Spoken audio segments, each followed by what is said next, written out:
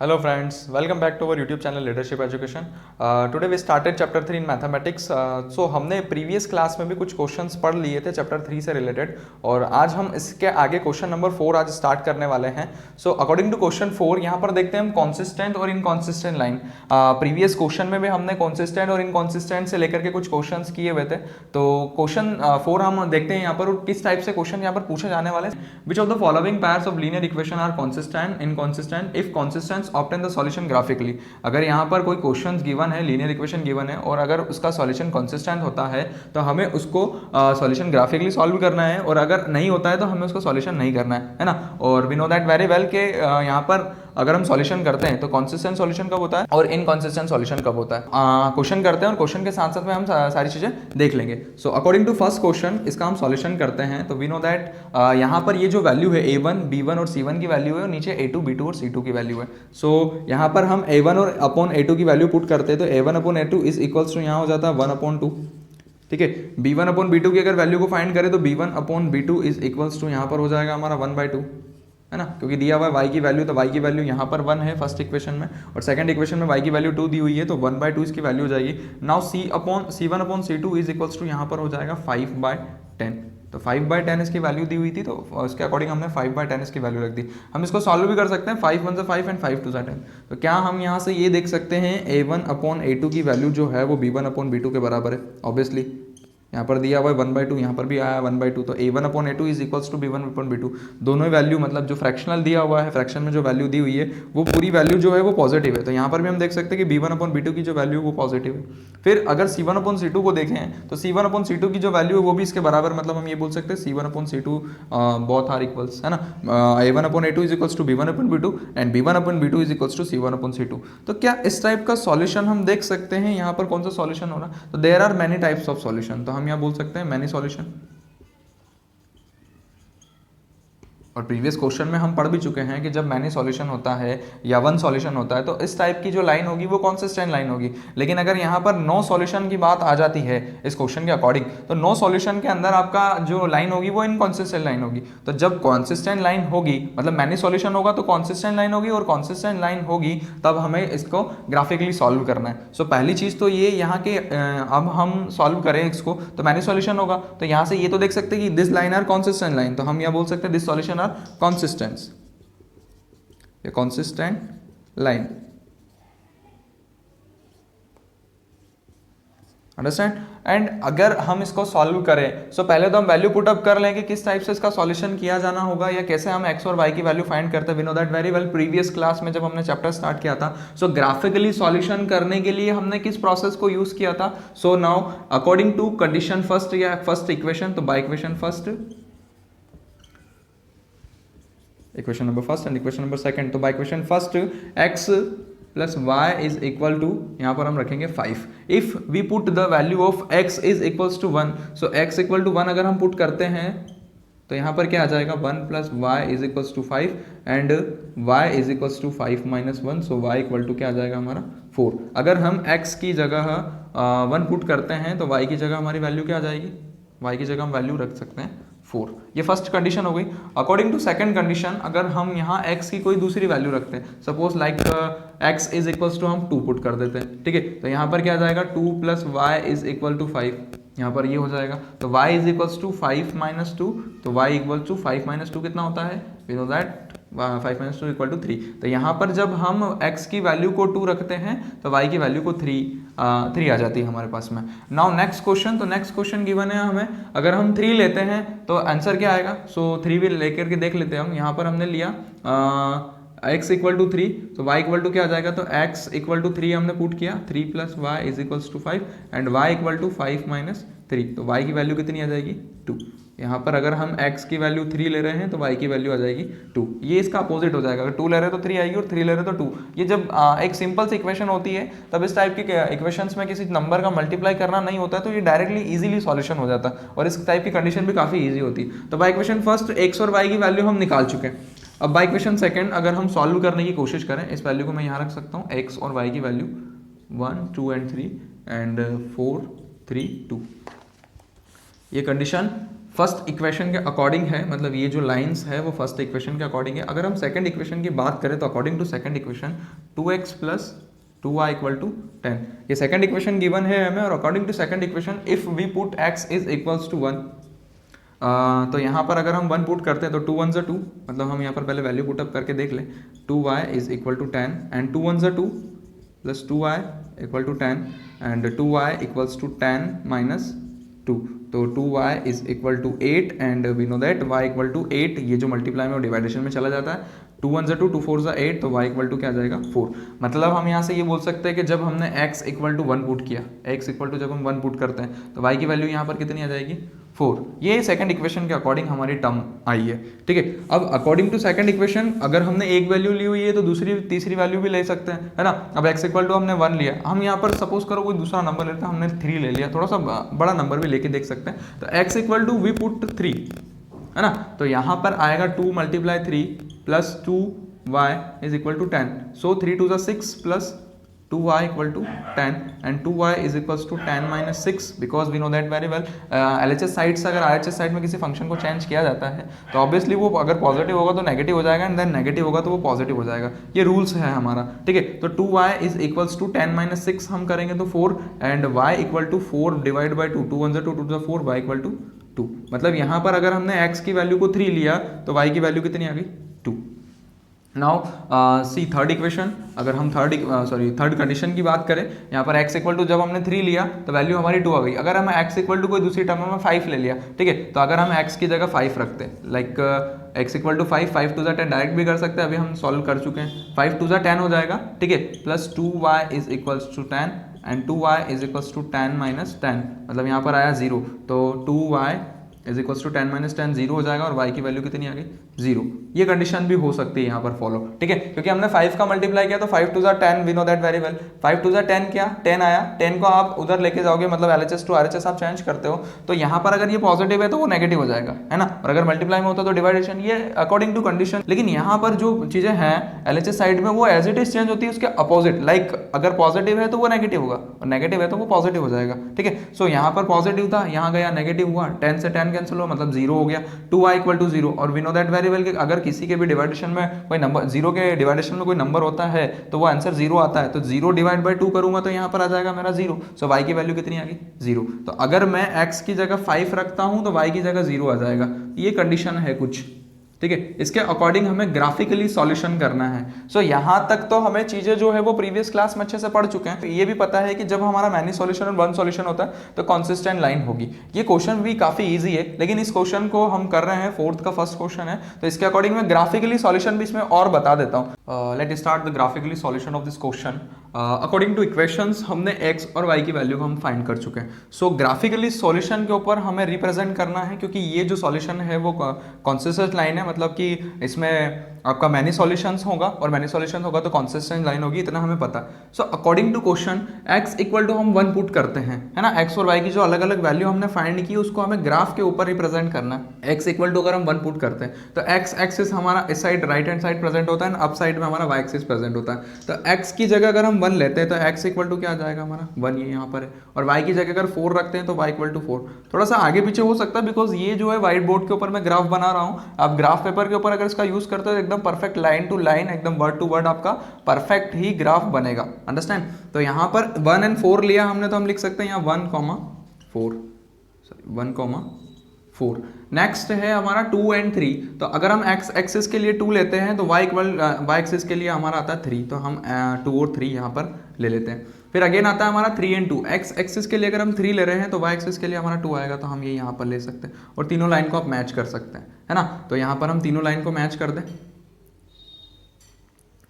ठीक है। अब अगेन हम सेकंड इक्वेशन की बात करें तो अकॉर्डिंग टू सेकंड इक्वेशन हमारी वैल्यू x और y की कोई डिफरेंट वैल्यू थी, तो x की वैल्यू अगर हम 1 लेते हैं, if x is equals to 1, y equal to क्या आएगा हमारा 4। तो x इक्वल टू जब हमने 1 लिया तो y इक्वल टू 4, मतलब ये सेकंड कंडीशन के अकॉर्डिंग है, क्योंकि यहाँ पर ये जो वैल्यू है बोथ आर सेम। अगर x इक्वल टू 1 हमने लिया, y इक्वल टू 4 आ रहा है, और इसी कंडीशन में वही है, x इक्वल टू 1 लिया तो y इक्वल टू 4 आ रहा है। ये तो हमारी कंडीशन के अकॉर्डिंग यहाँ पर सॉल्यूशन हुआ। अगर x इक्वल टू 1 आ रहा है तो y इक्वल टू हमने 4 रख देंगे, ये दोनों लाइन हो गई, ठीक है। यहाँ पर हमने 2/2,3 रखा था और यहाँ पर हमने रखा था 3,2। अब अगर हम सेकंड कंडीशन के अकॉर्डिंग देखें 3 रखा था तो हमारे पास 2 आया था, x=3 एंड y= क्या हो जाएगा हमारा, ये यहाँ पर हो जाएगा 2, तो 3,2 यहाँ पर हो गया। If we put the x=5, 5 अगर हम पुट करते हैं x की जगह पर तो ये यहाँ पर हो रहा है ये x एक्सिस है और यहाँ पर 5 पुट कर रहे हैं और y=0 है तो 0 ये यही रहेगा। मतलब ये जो कंडीशन है वो तीनों एक दूसरे को मैच कर रही है, तो यहाँ से इस लाइन को आप इस यहाँ मैच कर सकते हैं। ठीक है, ये अगर आप ग्राफ पेपर बनाए, मैंने अभी जैसे बताया ग्राफ पेपर पे आप बनाते तो बिल्कुल एग्जैक्ट लाइन बनेगी। यहाँ पर थोड़ा सा ऊपर नीचे हो रहा है क्योंकि यहाँ व्हाइट बोर्ड के ऊपर मैंने नंबर्स लिखे हैं तो थोड़ा मिसमैच हो सकता है। तो यहाँ पर आप इस लाइन को सीधी भी खींच सकते हैं या और भी कुछ लेंगे वैल्यूज, तो यहाँ पर इसकी वैल्यू बिल्कुल परफेक्ट आएगी। जैसे लाइक हम एक वैल्यू को और एक ऑरली सॉल्व करने की कोशिश करेंगे, अगर हम x=0 लेते हैं और y=5 लेते हैं तो 0 और मतलब y=5 आएगा। तो इस कंडीशन में क्या हो रहा है कि यहाँ पर ये जो लाइन होगी यहाँ क्रॉस करेगी, तो इस लाइन को हम ऑलरेडी क्रॉस कर सकते हैं, है ना। तो there are different types of lines, मतलब हम यहाँ से देख सकते हैं कि यहाँ मैनी सॉल्यूशंस हो सकते हैं, है ना। इसीलिए तो इस सॉल्यूशन को हमने मैनी सॉल्यूशन बोला, क्योंकि ग्राफ के ऊपर जब हम इसको रिप्रेजेंट करेंगे तो हमें यहाँ पर कितने सारे लाइंस या कितने सारे सॉल्यूशन इसमें मिलेंगे, तो मैनी टाइप्स के सॉल्यूशन हमें यहाँ पर मिल जाएंगे। ठीक है, सो ये जो हुआ ये हमारी मैनी सॉल्यूशंस के लिए लाइन थी और इस टाइप की लाइन को हम कंसिस्टेंस लाइन कहेंगे। Now see the next question number second given है हमें x minus y equal to 8 equation number first and 3x minus 3y equal to 16 equation number second. So according to condition यहाँ पर भी हमें linear equation consistent है या नहीं है ये फाइंड करना है, और अगर consistent है तो हमें इसका ग्राफिकली सॉल्यूशन करना है। सो यहाँ पर हम देखते हैं a1/a2 की value, so a1/a2 is equals to हम फाइंड कर सकते हैं 1/3, b1/b2 की वैल्यू को अगर फाइंड करें तो b1/b2 is equals to -1/-3 and minus से माइनस कैंसिल हो जाएगा, मतलब यहाँ पर भी जो वैल्यू है वो 1/3 है। And c1/c2 is equals to आएगा हमारा 8/16, 8 1 जा 8 एंड 8 2 जा 16। यहाँ पर थोड़ा सा प्रॉब्लम हुआ, अगर कुछ सब लाइक 24 होता तो ये भी लाइन आपकी क्या होती है एकदम इसमें भी जो सॉल्यूशन होता वो मैनी सॉल्यूशन होता। ठीक है, और इस टाइप के सॉल्यूशन में अगर सॉल्यूशन मैनी सॉल्यूशन आता है तो यहाँ पर हम क्या करते हैं उस लाइन को कॉन्सिस्टेंट लाइन डायरेक्ट कर सकते हैं और इसका ग्राफिकली सॉल्यूशन हो सकता था, पॉसिबल होता। लेकिन यहाँ पर जो कंडीशन है 8/16 है, मतलब हम यहाँ बोल सकते हैं a1/a2 is equals to b1/b2, क्योंकि यहाँ पर दोनों वैल्यू जो है बिल्कुल परफेक्ट है, दो both are negative, so negative negative cancel होकर पॉजिटिव में आ जाता है। तो यहाँ पर वैल्यू जो है b1/b2 के बराबर है a1/a2 की। लेकिन c1/c2 जो is not equal to b1/b2, मतलब हम ये बोल सकते हैं b1/b2 is not equal to c1/c2। अगर इस टाइप की कंडीशन है तो यहाँ पर जो सॉल्यूशन हो रहा है उस सॉल्यूशन को हम बोलेंगे कि this linear equation are no solution, मतलब यहाँ पर जो सॉल्यूशन होगा नो सॉल्यूशन होगा, because this line are parallel line, है ना। और पैरेलल लाइन जब भी हमारे पास में आती है तो उस टाइप की कंडीशन में हम बोल देते हैं कि यहाँ पर जो सॉल्यूशन होने वाला है वो नो सॉल्यूशन होगा, और अगर नो सॉल्यूशन आ रहा है तो यहाँ पर जो लाइन होगी वो इनकॉन्सिस्टेंट लाइन होगी। So this line are inconsistent line. Now see the next question. Question number third given है हमें 2x plus y minus 6 equal to 0 and 4x minus 2y minus 4 is equal to 0। यहाँ पर हमें again एक question given है जिसमें equation number first और second given है हमें। तो according to equation first and second we know that a1 और a2 की वैल्यू हम फाइंड करते हैं। तो a1/a2 क्या हो जाएगा हमारे यहाँ से 2/4, इसका हम सॉल्व करेंगे 2 1 जा 2 2 2 जा 4, मतलब 1/2 इसकी वैल्यू आई। अगर हम y की वैल्यू को फाइंड करें तो y मतलब b1/b2 इज इक्वल टू 1/-2, मतलब हम -1/2 भी इसको लिख सकते हैं। तो इसकी वैल्यू जो है वो -1/2 है। तो यहाँ से हम देख सकते हैं a1/a2 is not equal to b1/b2, मतलब एक वैल्यू तो पॉजिटिव आ रही है आपकी, दूसरी वैल्यू नेगेटिव है। और अगर हम c1/c2 वैसे जाते ही नहीं है, a1/a2 is not equal to b1/b2, अगर दोनों इक्वल नहीं है तो हम तीसरी वैल्यू को तो देखते ही नहीं, चाहे वो बराबर हो नहीं उससे कोई फर्क नहीं पड़ता, लेकिन फिर भी हम सॉल्व कर लेते हैं। सो c1/c2 इज इक्वल टू आया हमारा -6/-4 एंड माइनस से माइनस कैंसिल, 2 2 जा 4 एंड 2 3 जा 6, 3/2, मतलब तीनों ही वैल्यू एक दूसरे के अपोजिट है, मतलब एक दूसरे के बराबर मैच है ही नहीं। यहाँ पर वैल्यू मैच है लेकिन ये पॉजिटिव है और ये नेगेटिव है, तो बोथ आर डिफरेंट। और अगर ऐसी कंडीशन है तो हम बोल सकते हैं a1/a2 is not equal to b1/b2, और इस टाइप का जो सॉल्यूशन होगा उसको हम वन सॉल्यूशन कहेंगे, क्योंकि ये जो लाइन है वो इंटरसेक्ट कर रही है किसी एक पॉइंट पर, intersect each at one point. If yes so a1/a2 is not equal to b1/b2। अगर ये कंडीशन आ रही है तो इस टाइप के सॉल्यूशन को हम वन सॉल्यूशन कहेंगे, और वन सॉल्यूशन अगर आता है तो वन सॉल्यूशन के अंदर भी लाइन आपकी क्या रहेगी, कंसिस्टेंस लाइन रहेगी। अंडरस्टैंड? और अगर कॉन्सिस्टेंट लाइन है तो इस टाइप के सॉल्यूशन को आपको ग्राफिकली रिप्रेजेंट करना है। सो मैं कंडीशन बता देता हूँ और ग्राफिकली कैसे रिप्रेजेंट किया जाता है ये आप सेल्फ करेंगे। अगर यहाँ पर भी आपको कुछ प्रॉब्लम आती है तो आप हमें कमेंट बॉक्स में बताएं कि इस क्वेश्चन में हमारा ग्राफिकली सॉल्यूशन नहीं हो रहा है, या फिर किसी क्वेश्चन में भी प्रॉब्लम आती है तो आप कमेंट सेक्शन में हमें जरूर बताएं। अंडरस्टैंड। तो यहाँ पर मैं अगर a1 और a2 या b1 b2 की वैल्यू को अगर फाइंड करूँ, so according to condition first, equation first के अकॉर्डिंग बाय इक्वेशन फर्स्ट, यहाँ पर अगर मैं लूँ 2x plus Y minus 6 equal to 0, तो अगर मैं x की वैल्यू कुछ पुट करूँ तो पहले तो कंडीशन लिखता हूँ 2x plus Y minus 6 equal to 0, 2x plus Y minus 6 equal to 0, x की वैल्यू अगर मैं पुट करता हूँ, लाइक मैं x इक्वल टू 2 पुट कर लेता हूँ, x इक्वल टू 2, सो यहाँ पर हो जाएगा 2 to 4 plus y minus 6 equal to 0। Minus 6 को पहले आप उधर लेके जाओ बिकॉज वो LHS साइड में रिप्रेजेंट है, और अगर LHS साइड में है तो हम उसको पहले RHS साइड में रखेंगे। तो y इज इक्वल टू, पहले अगर LHS साइड वाले 6 को लेके जा रहे हो आप तो यहाँ पर हो जाएगा नेगेटिव टू पॉजिटिव। 4 भी है, 4 को भी आप साथ में लेके जा सकते हो, ठीक है, इसका सॉल्यूशन साथ साथ हो जाएगा। तो अगर हम इसका सॉल्यूशन करते हैं तो 4 को अगर उधर लेके जाते हैं तो या पॉजिटिव 4 है और उधर जाएगा तो कितना हो जाएगा नेगेटिव 4, मतलब y की वैल्यू है 6 माइनस 4 करेंगे तो कितना आ जाएगा 2। अगर हम x इक्वल टू 2 पुट करते हैं, x और y की वैल्यू, x इक्वल टू अगर हम 2 पुट करें